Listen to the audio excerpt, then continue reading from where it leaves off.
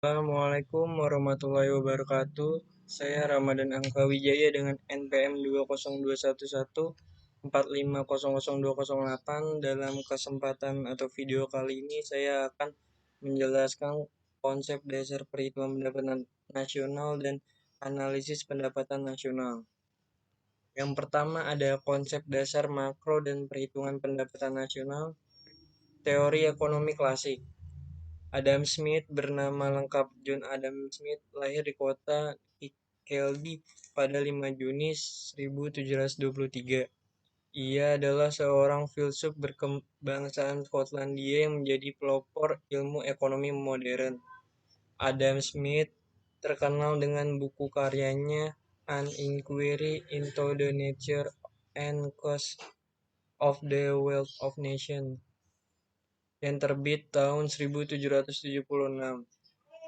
Buku ini merupakan buku pertama yang menggambarkan sejarah perkembangan industri dan perdagangan di Eropa Barat, serta dasar-dasar perkembangan perdagangan bebas dan kapitalisme. Adam Smith mulai dikenal luas setelah teori ekonomi laissez-faire yang diumumkannya. Smith percaya akan hak yang mempengaruhi kemajuan ekonomi diri sendiri dengan bebas, tanpa dikendalikan oleh perkumpulan ataupun negara. Teori inilah yang mengubah mayoritas kawasan Eropa menjadi daerah perdagangan bebas sehingga melahirkan banyak pengusaha. Karena itu, Adam Smith hingga sekarang dikenal sebagai bapak ekonomi.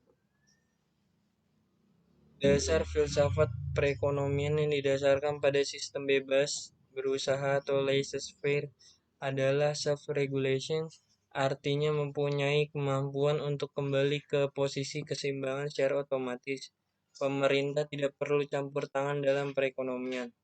Di pasar bebas, di pasar barang, sifat self-regulating ini dicerminkan oleh adanya proses yang otomatis membawa kembali ke posisi GDP yang menjamin full employment apabila karena sesuatu hal perekonomian tidak ada pada posisi ini. Landasan dari keyakinan ini adalah yang pertama, berlakunya hukum Say yang mengatakan bahwa supply creates its own demand. Yang kedua adalah anggapan bahwa semua harga fleksibel.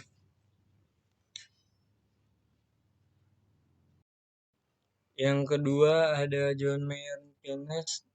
John Maynard Keynes dilahirkan di Cambridge, Inggris pada tanggal 5 Juni 1883.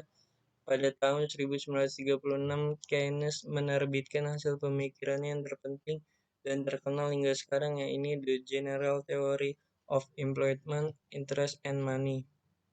Dalam bukunya itu diungkapkan bahwa penghasilan dan peluang lowongan kerja itu ditentukan oleh jumlah pengeluaran swasta dan negara. Pendapat ini dinilai para ahli ekonomi dunia sebagai suatu penyimpangan dan tradisi neoklasik dan akhirnya menciptakan mazhab baru, mazhab ekonomi modern yang biasa dikenal dengan sebutan mazhab Keynes. Keynes berpendapat bahwa sistem laissez-faire murni tidak bisa dipertahankan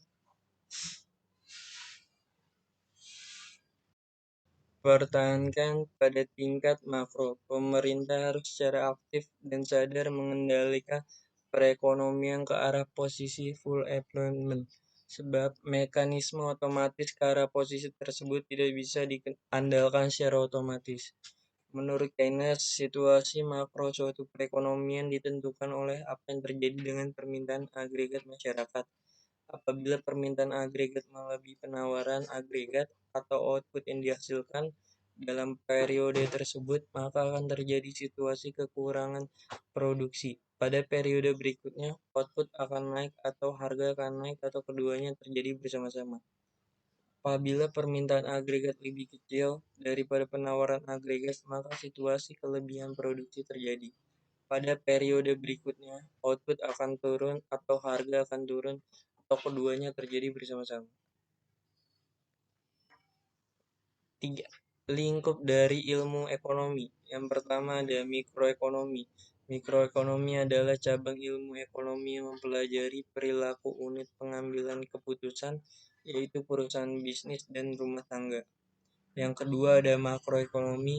Makroekonomi adalah cabang ilmu ekonomi yang mempelajari agregat ekonomi, pendapatan, output, pekerjaan, dan lain sebagainya dalam skala nasional. Akar ilmu ekonomi makro.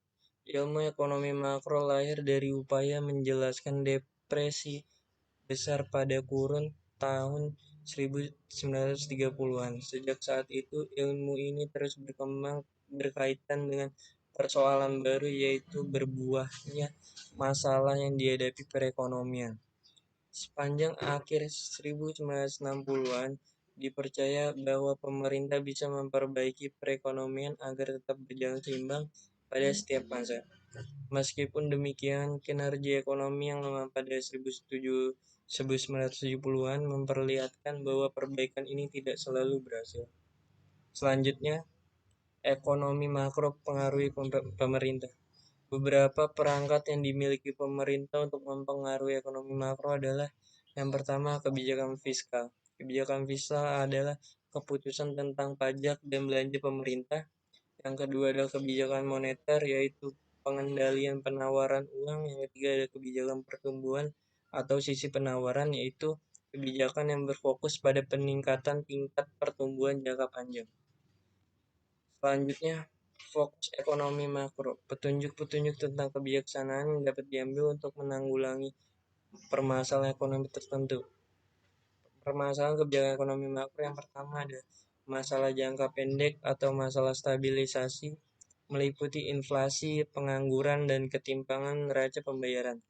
Yang kedua adalah masalah jangka panjang atau masalah pertumbuhan, meliputi pertumbuhan penduduk, pertambahan kapasitas produksi, dan ketersediaan dana investasi.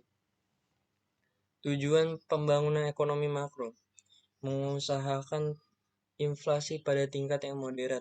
Yang kedua, mengusahakan tingkat kesempatan kerja yang tinggi dan mengusahakan tingkat kapasitas produksi yang tinggi. Yang ketiga, keadaan perekonomian yang stabil dengan pertumbuhan ekonomi yang moderat. Yang keempat, neraca pembayaran luar negeri yang seimbang. Yang kelima, distribusi pendapatan antar penduduk dan antar wilayah yang relatif merata. Selanjutnya, masalah yang dihadapi pemerintah Indonesia. Yang pertama, pengangguran yang relatif tinggi. Yang kedua, inflasi. Ketiga, neraca pembayaran internasional. Yang keempat, kurs atau nilai tukar rupiah yang tidak stabil. Kelima, pertumbuhan ekonomi. Yang keenam, kemiskinan. Yang terakhir, ketimpangan distribusi pendapatan.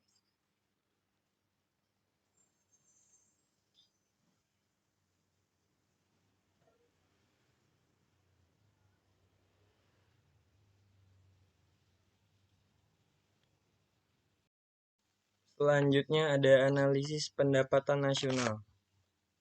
Analisis pendapatan nasional. Pendapatan nasional adalah jumlah barang dan jasa serta pendapatan yang dihasilkan oleh penduduk suatu negara dalam jangka waktu 1 tahun.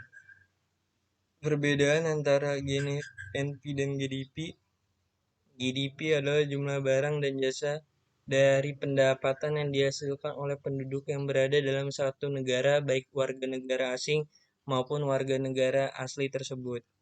GNP, jumlah barang dan jasa dan pendapatan yang dihasilkan oleh penduduk asli yang berada dalam satu negara maupun penduduk asli negara tersebut yang berada di luar negeri. GNP berhubungan dengan citizen.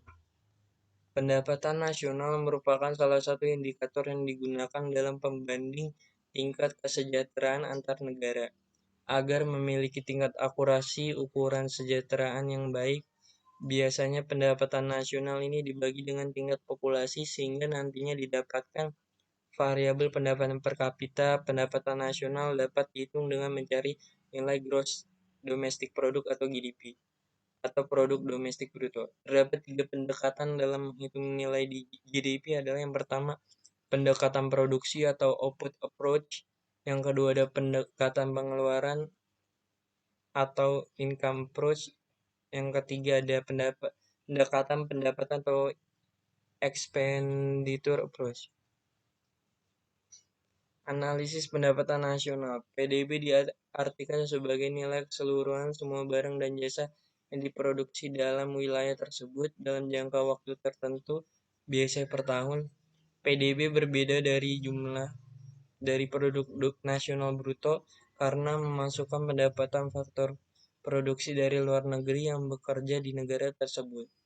Sehingga PDB hanya menghitung total produksi dari suatu negara tanpa memperhitungkan apakah produksi itu dilakukan dengan memakai faktor produksi dalam negeri atau tidak.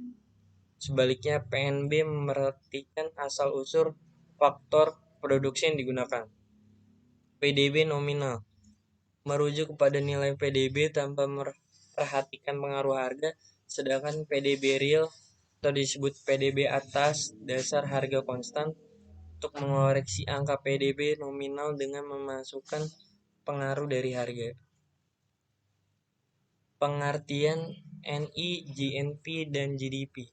NI atau National Income adalah keseluruhan nilai barang dan jasa yang dihasilkan oleh suatu negara dalam periode tertentu yang dinyatakan dengan satuan uang. GNP, Gross National Product, atau PNB, adalah nilai barang dan jasa yang diproduksi oleh suatu negara dalam suatu periode tertentu yang diukur dengan satuan uang di mana penghasil barang dan jasa tersebut adalah penduduk atau warga negara di dalam negeri ditambah penduduk atau negara tersebut di luar negeri. Yang terakhir ada GDP, Gross Domestic Product atau PDB, dihitung dengan cara menjumlahkan semua hasil dari warga negara yang bersangkutan di dalam negeri ditambah warga negara asing yang bekerja di negara yang bersangkutan. Sekian dari video pembelajaran teori ekonomi makro, tugas Bapak Albertus. Sekian, terima kasih.